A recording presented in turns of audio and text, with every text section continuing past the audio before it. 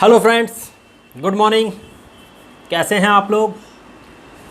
सभी लोग 12th class में आ गए और अब हम स्टार्ट करने वाले हैं अपनी इसी 12th अकाउंटेंसी का पहला टॉपिक। नाम है पार्टनरशिप और इसमें पहला चैप्टर फंडामेंटल ऑफ पार्टनरशिप हम स्टार्ट करने वाले हैं। दोस्तों, पार्टनरशिप के बारे में आपने अपनी 11th क्लास की बीओ में काफ़ी कुछ पढ़ा होगा, जहाँ पर बताया गया था पार्टनरशिप क्या होती है, पार्टनरशिप में पार्टनरशिप डीड का क्या मतलब है। साथ ही साथ हमने अपनी 11th के अकाउंटिंग में भी ये बात पढ़ी है कि एक बिज़नेस का फॉर्मेशन क्या होता है और उस बिज़नेस के स्ट्रक्चर में अगर हमें फाइनल अकाउंट बनाने हो तो कैसे बनाए जाते हैं। तो ये बात तो हमने 11th क्लास में अपने फाइनल अकाउंट में पढ़ लिया था। अब सवाल है कि जो हमने 11th में फाइनल अकाउंट पढ़े हैं, उस फाइनल अकाउंट से ये पार्टनरशिप के अकाउंट कितने अलग हैं। तो आपको पहले तो बिज़नेस के स्ट्रक्चर के बारे में समझना ज़रूरी है। एक बिज़नेस होता है, उस बिज़नेस को अगर एक अकेला व्यक्ति चलाता है, एक सिंगल पर्सन चलाता है, तो वो सोल प्रोप्राइटरशिप होती है। लेकिन अगर उसी बिज़नेस के एक से ज़्यादा ओनर हो जाएं, एक से ज़्यादा मालिक बन जाते हैं, तो वो बिज़नेस पार्टनरशिप बन जाता है। मतलब पार्टनरशिप की डेफिनेशन जैसा कि आपने वहाँ बीओ में भी पढ़ी है, when 2 or more persons are agree to share the profit of a business which carried by all or any one of them acting for all। मतलब कि जब 2 या 2 से अधिक व्यक्ति मिलकर एक ऐसे व्यवसाय के लाभ को बांटने के लिए सहमत होते हैं जो उन सभी के द्वारा चलाया जाता है या उन सभी की ओर से किसी एक व्यक्ति के द्वारा चलाया जाता है, तो ऐसे बिजनेस को हम लोग पार्टनरशिप कहते हैं। ये बात आप सभी जानते हैं, और अगर नहीं जानते हैं तो हम आपको भी लिखवाने वाले हैं, जहां पर पार्टनरशिप क्या होती है उसके बारे में बात करेंगे। तो पार्टनरशिप ऐसा संगठन जहां पर 2 या 2 से अधिक 2 और मोर पर्सन एक साथ इकट्ठे होते हैं किसी बिजनेस को करने के लिए, और उस बिजनेस से जो प्रॉफिट होगा उस प्रॉफिट को वो किस रेशियो में बांटेंगे ये उनमें पहले से डिफाइन होता है। चलिए, कई बार ये लोग अपनी एक रिटर्न में डीड तैयार कर लेते हैं, और कई बार जब पार्टनरशिप बनती है तो डीड तैयार नहीं होती। अब अगर पार्टनरशिप डीड नहीं है तो उस केस में क्या होगा, तो हम उसके बारे में बात करते हैं। देखो बच्चों, सबसे पहले जानते हैं पार्टनरशिप के बारे में। पार्टनरशिप क्या होती है, देखिए जरा।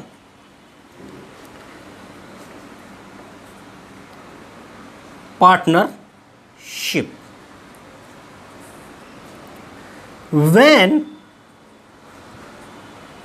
2 or more persons are agree to share the profit of a business which carried by all or any one of them acting for all. मतलब कि जब 2 व्यक्ति या 2 से ज़्यादा पर्सन अगर किसी बिजनेस में हैं और वो एग्री हो रहे हैं किस चीज़ के लिए, शेयर करने के लिए, वो भी प्रॉफिट को शेयर करने के लिए एग्री हो रहे हैं। किस चीज़ के प्रॉफिट को? एक बिजनेस के प्रॉफिट को। मतलब कि एक बिजनेस होना उनमें जरूरी है। तो एक बिजनेस में क्या की पॉइंट्स होने चाहिए? क्या की पॉइंट्स होने चाहिए कि एक बिजनेस पार्टनरशिप बन जाए।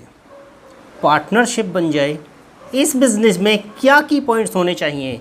नंबर 1, 2 और मोर पर्सन होने जरूरी है। नंबर 2, यहाँ पर एक एग्रीमेंट हो भी सकता है और नहीं भी हो सकता, क्योंकि वो एग्री हो रहे हैं एक बिजनेस के प्रॉफिट को बांटने के लिए। तो ये मैंडेटरी भी है और कई बार ये वॉलेंट्री भी है, मतलब ये हो सकता है और नहीं भी हो सकता, मे बी और मे नॉट बी, कुछ भी हो सकता है। नंबर 3, इसमें वो प्रॉफिट का डिवीज़न कर रहे हों, प्रॉफिट का बंटवारा कर रहे हों, और इसके साथ साथ इनके बीच में एक लॉफुल बिजनेस होना ज़रूरी है। लॉफुल बिजनेस होना ज़रूरी है। लॉफुल बिजनेस का मतलब है आप कोई इलीगल ट्रेड ना कर रहे हों। अगर आप इलीगल ट्रेड कर रहे हैं तो वो पार्टनरशिप की कैटेगरी में नहीं आएगी। और इसके साथ साथ वो उस बिज़नेस को सभी चला रहे हों, या तो कैरिड बाय ऑल हो, या तो कैरिड बाय ऑल, या any one of them, any one of them acting for all. तो ये विशेषताएं होनी जरूरी हैं, ये कैरेक्टरिस्टिक्स होनी जरूरी हैं एक पार्टनरशिप बिजनेस में।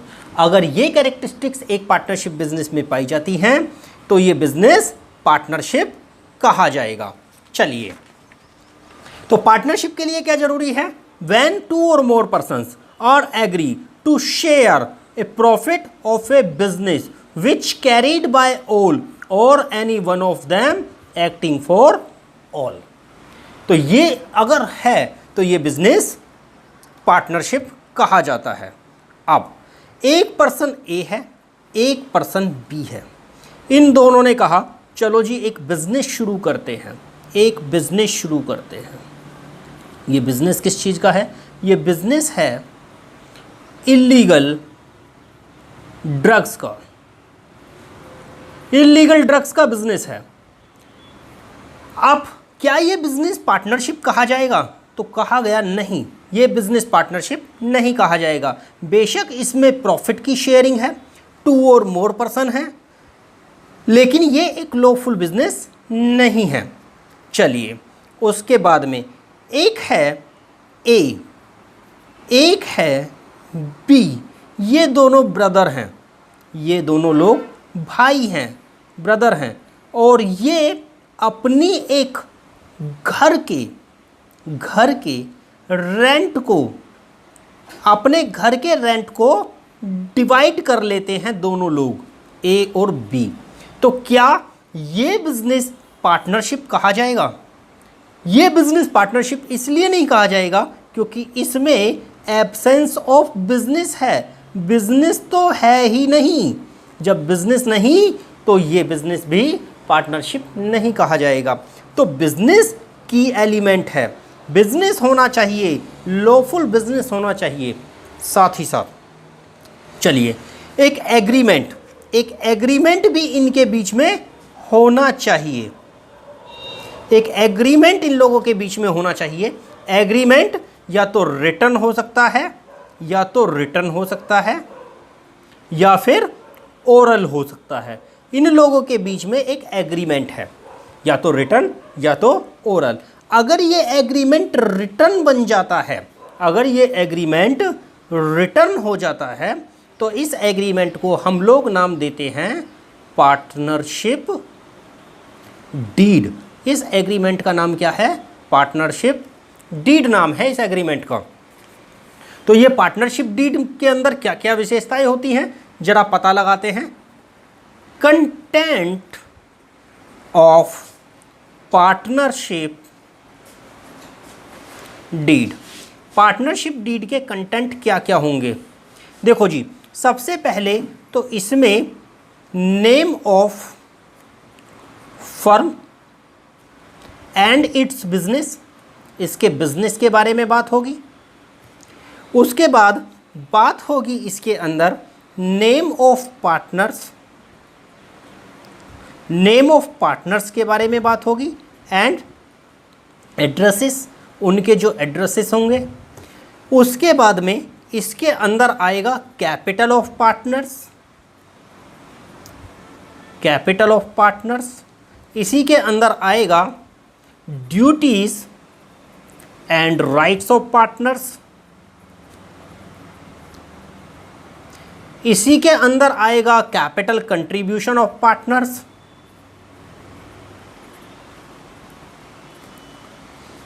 कैपिटल कंट्रीब्यूशन ऑफ पार्टनर, और इसी तरीके से और भी जितनी टर्म एंड कंडीशंस हैं इस पार्टनरशिप बिजनेस की वो सारी इसके अंदर आ जाएंगी। तो इसी के अंदर लिखा होगा डिवीजन ऑफ शेयर, बिजनेस का जो प्रॉफिट होगा उसका बंटवारा कैसे किया जाएगा, मतलब डिवीजन ऑफ शेयर, या इसको कह सकते हैं प्रॉफिट शेयरिंग रेशियो, ये भी कहा जा सकता है। तो प्रॉफिट शेयरिंग रेशियो, इसी के अंदर बात होगी किस लिमिट तक ड्राइंग होगी, किस पार्टनर को कितनी सैलरी दी जाएगी, अगर एक नया पार्टनर आएगा तो उसके आने पर गुडविल का वैल्यूएशन कैसे होगा, और क्या कंडीशन होंगी पार्टनर के आने की, किसी पार्टनर को रिटायर किया जाएगा तो कैसे रिटायर किया जाएगा, फर्म का डिसोल्यूशन होना होगा तो कैसे डिसॉल्व करेंगे फर्म को। तो ये सारी की सारी कंडीशन इस पार्टनरशिप डीड के अंदर लिख दी जाती हैं। लेकिन क्या हो अगर पार्टनरशिप डीड ही ना हो तो आज इस मुद्दे पर हमारी चर्चा होने वाली है। तो आइए चलते हैं when partnership deed is silent, partnership deed ही साइलेंट है, या एब्सेंस ऑफ पार्टनरशिप डीड, अगर पार्टनरशिप डीड का एब्सेंस है तो क्या होगा, उस केस में there are following provisions applied,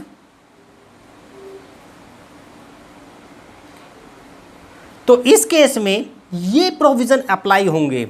number 1, पहला झगड़ा क्या है, पहला झगड़ा है प्रॉफिट शेयरिंग। बताइए पार्टनर्स के बीच में झगड़ा किस बात का है, प्रॉफिट के शेयर का। तो प्रॉफिट के शेयर का झगड़ा है तो किस रेशियो में बंटना चाहिए, पार्टनरशिप डीड तो है नहीं, बताया नहीं गया ए को कितना मिलेगा बी को कितना मिलेगा। तो इस केस में प्रॉफिट का जो शेयर होगा वो बटेगा इक्वली बटेगा ये। उसके बाद में दूसरा झगड़ा होगा इंटरेस्ट ऑन कैपिटल, क्या कैपिटल के ऊपर इंटरेस्ट दिया जाना चाहिए, तो ये कहते हैं नहीं, इंटरेस्ट ऑन कैपिटल नहीं दिया जाएगा, क्योंकि पार्टनरशिप डीड नहीं है, उसमें कोई प्रोविज़न नहीं किया गया है इंटरेस्ट ऑन कैपिटल के बारे में, तो इसलिए कोई इंटरेस्ट नहीं दिया जाएगा।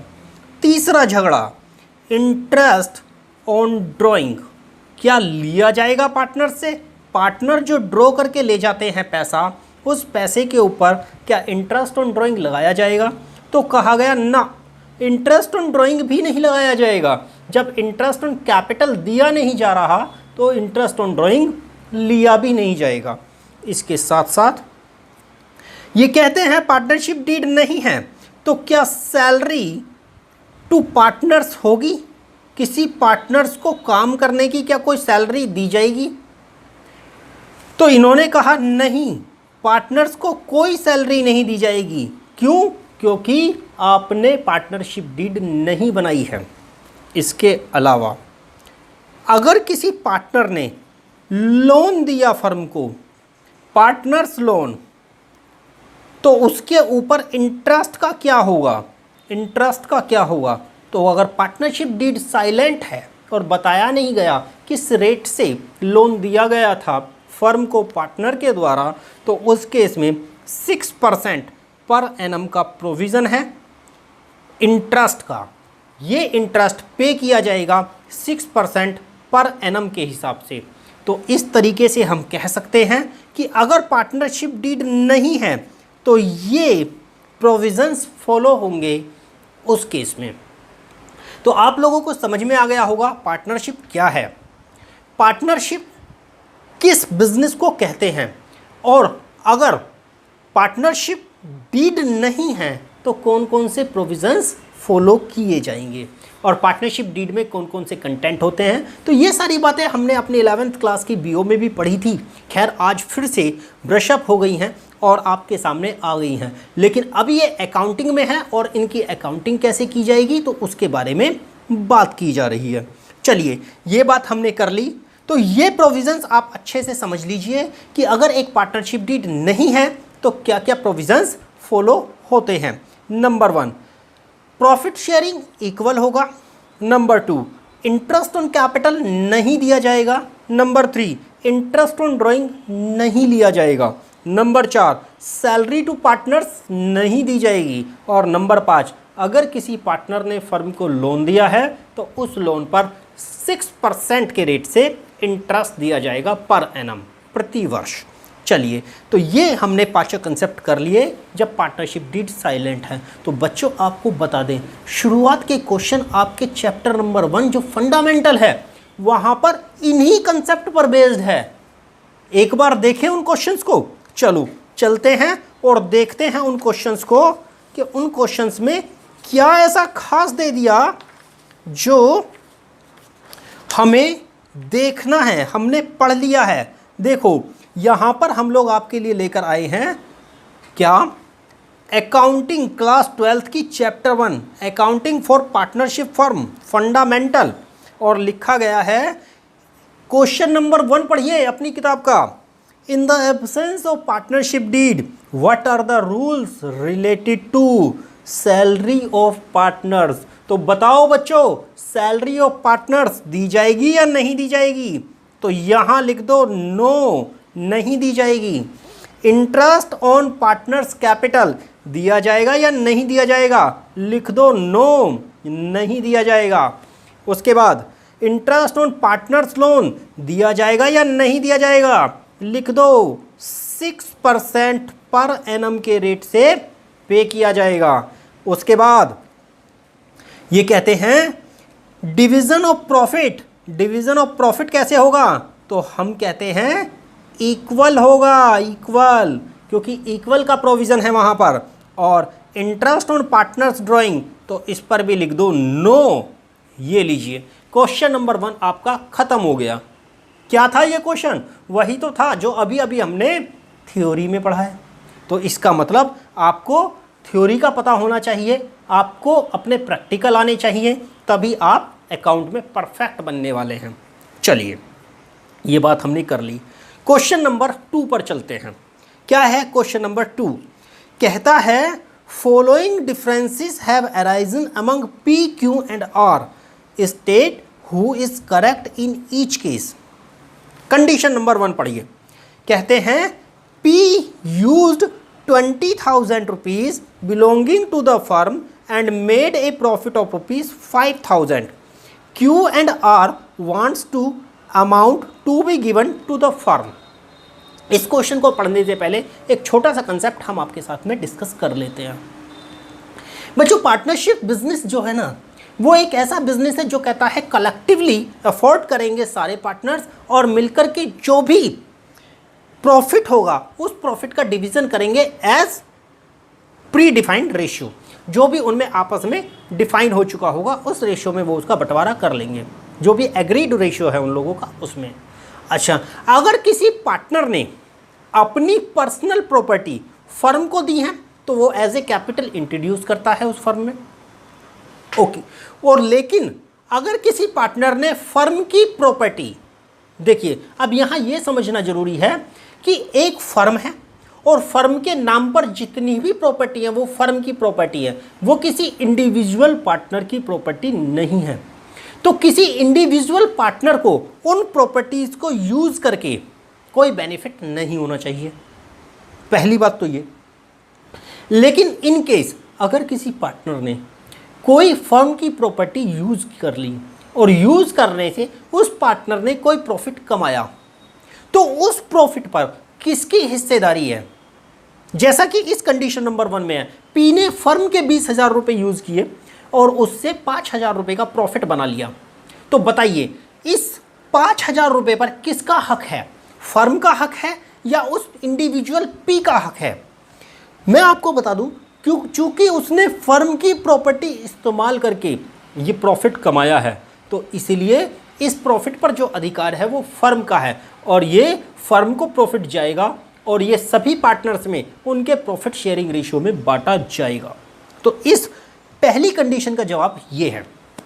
उसके बाद अगर इंडिविजुअल पार्टनर ने कोई फर्म की प्रॉपर्टी इस्तेमाल की और इस्तेमाल करने के बाद में वहाँ से लॉस कमाया, अभी तो देखो प्रॉफिट कमाया उसने, अगर वो उससे लॉस कमा लेता है, मतलब उसने कहीं पैसा लगाया, शेयर मार्केट में पैसा लगाया और वहाँ से उसे लॉस हो गया, तो उस लॉस की जिम्मेदारी किसकी है आप बताइए?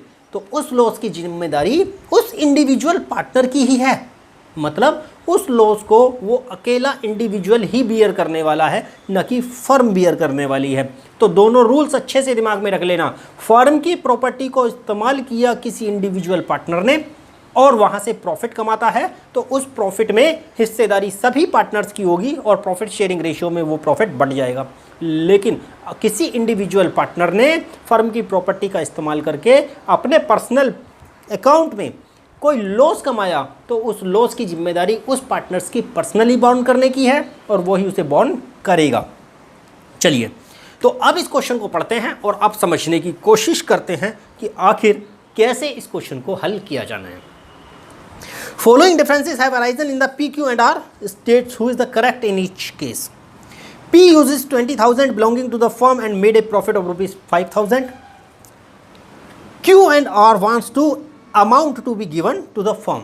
बिल्कुल सही कह रहे हैं Q and R, ये अमाउंट फर्म को दी जाएगी।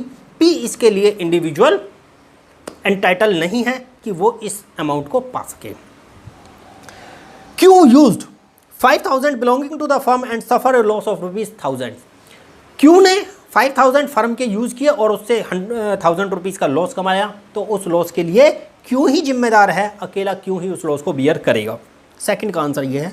P and Q wants to purchase goods from A Limited, R does not agree. अब ये समझिए ये क्या है। देखिए, फर्म में दो तरीके के बिजनेस होते हैं। एक होते हैं ऑर्डिनरी बिजनेस जो डे टू डे बिजनेस कहे जाते हैं, एक होते हैं स्पेशल ट्रांजैक्शंस। स्पेशल ट्रांजैक्शन क्या होती हैं? जहां पर आप ऑर्डिनरी तरीके से काम नहीं करते, जैसे किसी पार्टनर का एडमिशन होना, किसी पार्टनर का रिटायरमेंट होना, मेजर डिसीजंस जो होते हैं।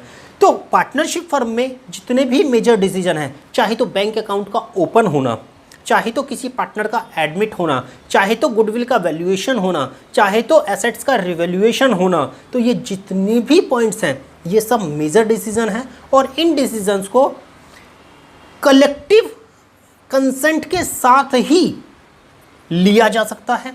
मतलब कि जब सारे पार्टनर सहमत होंगे तभी ये डिसीजन लिए जाएंगे, अदरवाइज ये डिसीजन नहीं लिए जाएंगे। लेकिन छोटे decision, day to day decision, जैसे गुड्स का परचेज होना, जैसे किसी को गुड्स बेचना, तो ये day to day operational decision है। इन डिसीजन को कोई एक पार्टनर मेजॉरिटी के साथ ले सकता है। मतलब वहाँ पर मेजॉरिटी प्रिवेल करेगी और एक जगह 100% कंसेंट प्रिवेल करने वाली है। तो आपको ध्यान देना है कि जो मेजर डिसीजंस हैं वो 100% कंसेंट के साथ चलेंगे और जो डे टू डे डिसीजंस हैं वो मेजॉरिटी के साथ प्रिवेल कर दिए जाएंगे।